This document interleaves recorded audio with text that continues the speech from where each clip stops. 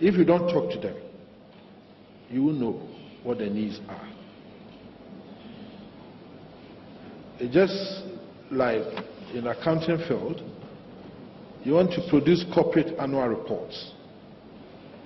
Everything can be put into the annual report. But the thing you need to know is what information the users of these reports need, so that you can also minimize your cost of producing voluminous annual reports which nobody will read. Therefore, there is a need to engage and dialogue with communities or stakeholders in determining projects acceptable to them, so that we can avoid waste and also prevent corruption.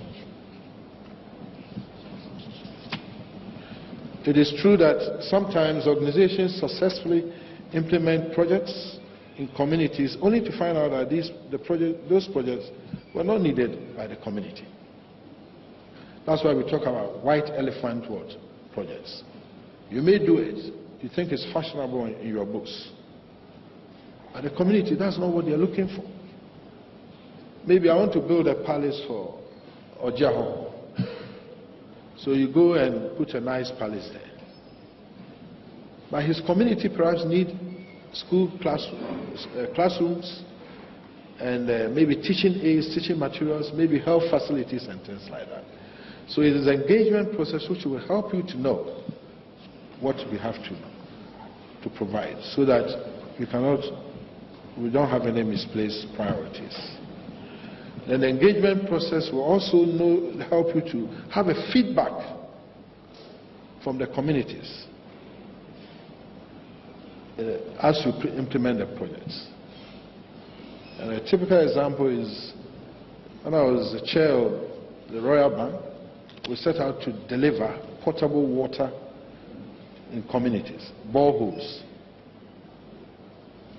But if you don't involve the community and you go and put the borehole and it gets spoiled, there will be nobody relating to you for you to even come and repair them. So that is what I call engaging the stakeholders, so that you can have a feedback on performance of projects and then be able to do the right kind of, give the right kind of assessment. The engagement process serves to promote dialogue and exchange between an organization and its stakeholders, and aids the former in its decision making. And how is it done? It can be face-to-face meetings, focus group meetings, radio commentaries or radio discussions, and these days the social media is so important. You know, because you have their leaders, they can WhatsApp you, you can go to Facebook with them, and then they can comment. And then other communication materials like flyers, annual reports, and what have you. I want to emphasize that in this process, we need to avoid dominant stakeholder capture. We talk about dominant stakeholders, but if you allow them alone, then they will pursue their parochial interests to the exclusion of others. So let us try to prevent them from hijacking the forum and skewing projects to the disadvantage of others. Then companies should also avoid using the forum to promote self-interest, and indeed let the process be transparent, interactive, so that you build trust. Let the community members trust you, so that they won't work against what you want to do. Indeed, it's a negotiation process. And if you want to negotiate successfully, you need to have the skills to do that. That is why we need people who have knowledge in social performance issues to be in the field, so that they can engage fruitfully the stakeholders. I cannot go to Atuabo and ignore the chiefs and the people there, or Zanzule, because if they decide that they won't allow me to construct a pipeline finito, I can't do the business. You understand? So I'd rather manage them closely.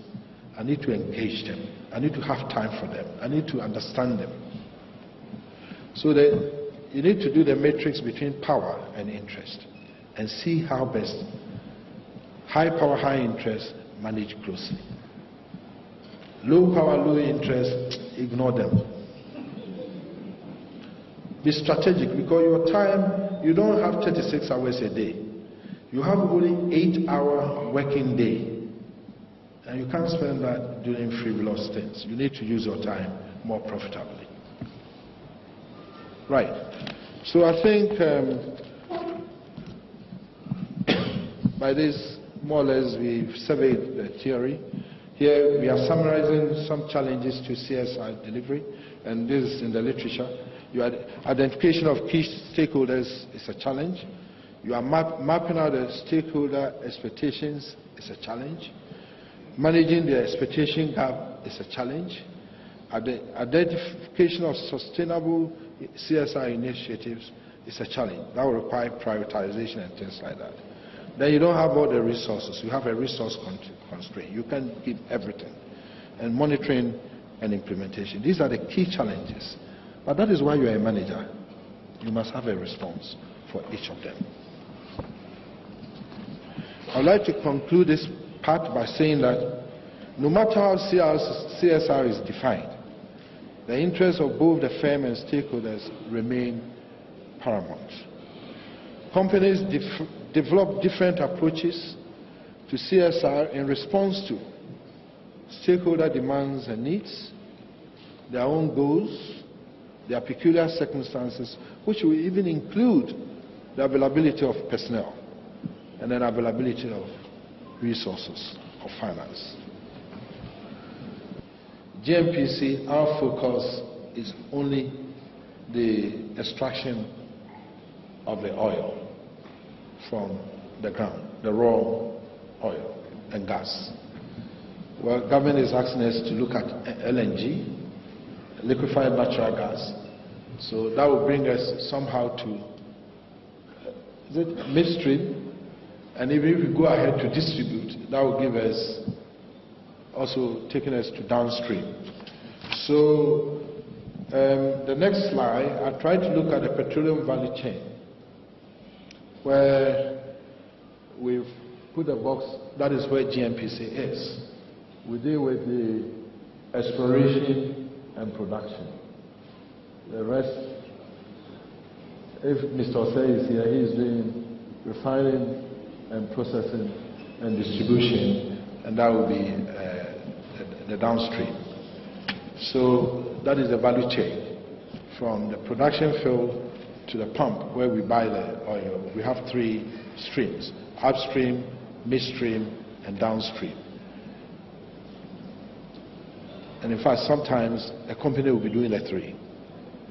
Sometimes they do 1 and 2 only, or do only 1 of them.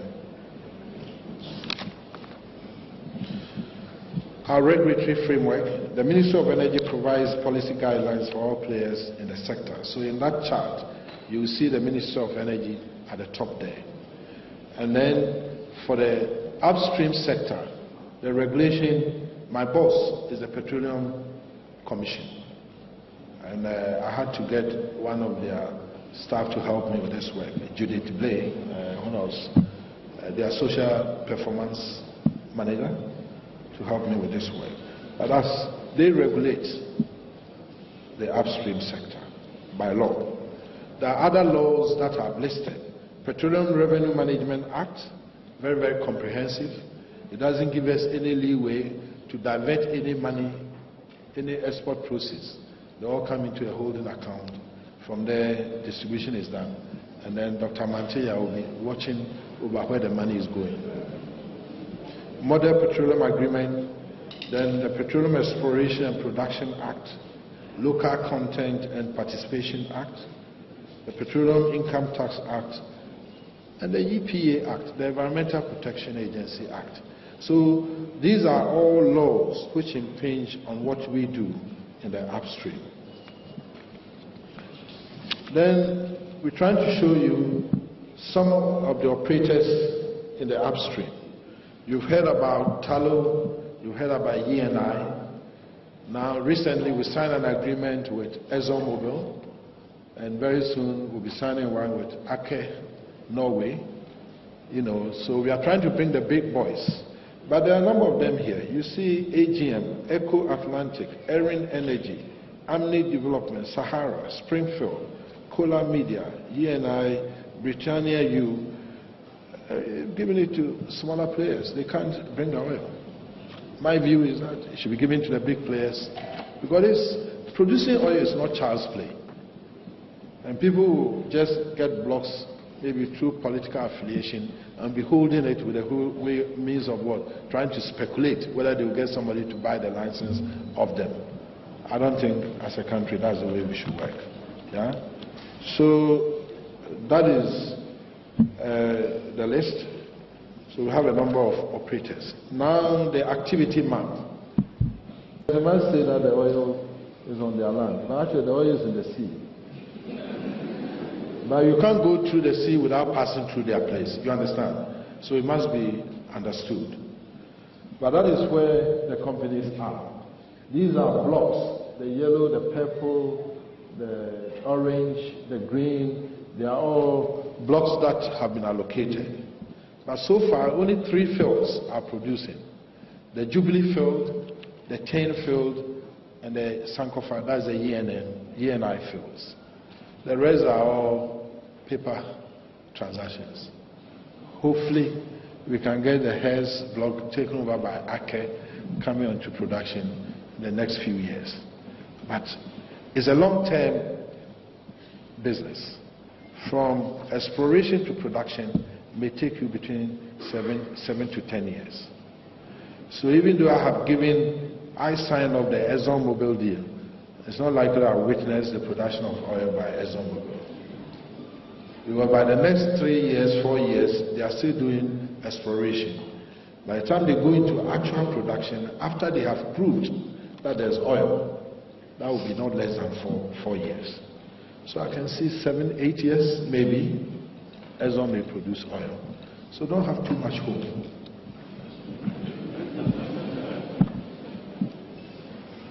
Now, we have ventured.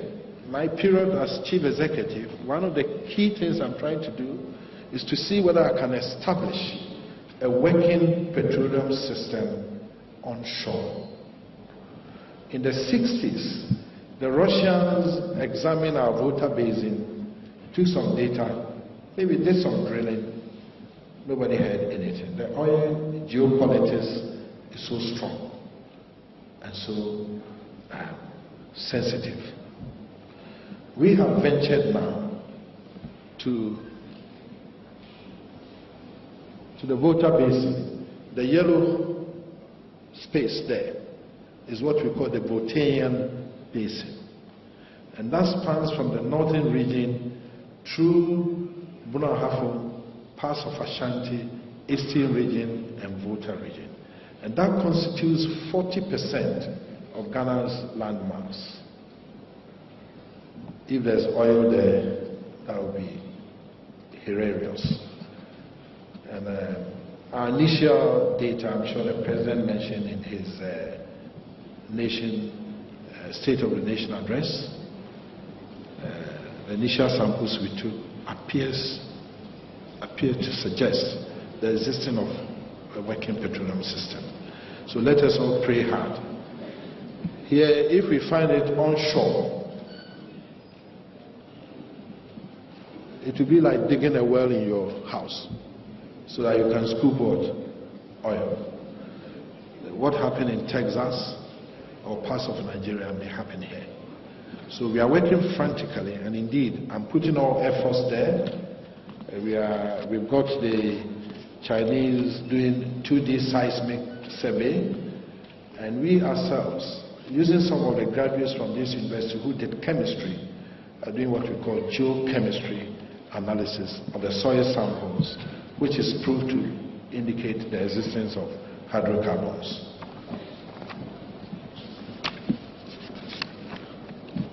So that is the petroleum space. Now we move to the GNPC model. It will be fast. The evolution of the GNPC CSR strategy. I came in there to 2017, and when I examined that, all that I saw was donations here and there. The lecturers are traveling, they come, we give them money, they attend conferences. They are doing a workshop, we give them money. The hospitals come, they need something for plastic surgery, we give. So for me, it was more of philanthropy. And I thought that as a national oil company, we need to have a different focus. And then you had a Black Stars sponsorship as a CSR. Huh? Yeah. To my mind, there was no focused CSR strategy, and therefore there was a need to have one. I saw a blurred link between corporate strategy goals and our CSR. And if you look at here, we have an accelerated growth strategy, and these pillars, we are building capacity, expanding activities, replacing and growing reserves, efficient capitalization, optimum participation, and financial independence, capitalizing local content, development, and sustainability. Maybe the CSR was buried in sustainability. That's the way I saw it. But that is what was approved as a corporate strategic plan. But then I said it was too blurred. They didn't really tell me what was going to happen. And therefore, there was a need to look at that aspect properly. So what was required? A more comprehensive and far-reaching CSR strategy consistent with the organization's vision and emerging international trends and practices in the oil and gas sector globally, I thought was what was required. And what was my response? Simple. Put a team together to think through it. In business, you must dream it. If you don't dream it, you won't achieve anything. So we saw the gap there and said, go dream. And I put the team together, gave them a nice hotel to live in, and said, look, my thinking is this way. Tell me what must be done. Tell me. I want a more comprehensive approach to CSR, not the donations, not the sponsorship of programs or Black Stars or few scholarships here and there. I need a comprehensive program. And lo and behold, when you give people good environment, good food to eat, and sleep well, they can dream it. So they dreamed it. And we look at GNPC vision, which said, to be a global oil and gas company whose core operations have a profound impact on the quality of life of the people of Ghana. How do we actualize that? And I thought we needed going deeper to look at what CSR will be able to do. Then also, I was guided by the consequences of oil operations in certain countries, especially in our neighbors, Nigeria, Ogoniland, and the Niger Delta, where the local communities sometimes disrupt productions, kidnap employees or officials, kill them, and things like that. I say, hey, that should not happen in Ghana. We must understand what they do and maybe make sure we don't do that. Then also we went through Latin America, Colombia, and Peru, and got a few examples where share line pipelines had been mutilated. In Colombia, for example, this year alone, 12 times these pipelines have been attacked. After the death of, where is Chavez? Is it Colombia? I don't know. Huh? Venezuela. Yeah. So there are examples of adverse consequences emanating from maybe the improper way of handling the community and our operations. So when the team was put together and they dreamed it, they came with 3 pillars for GNPC's CSR. And that is a model that is why we are here today. I did a long winding thing, but the meat is this one. There are 3 pillars. We have education and training. And ours is not just scholarship, capacity building.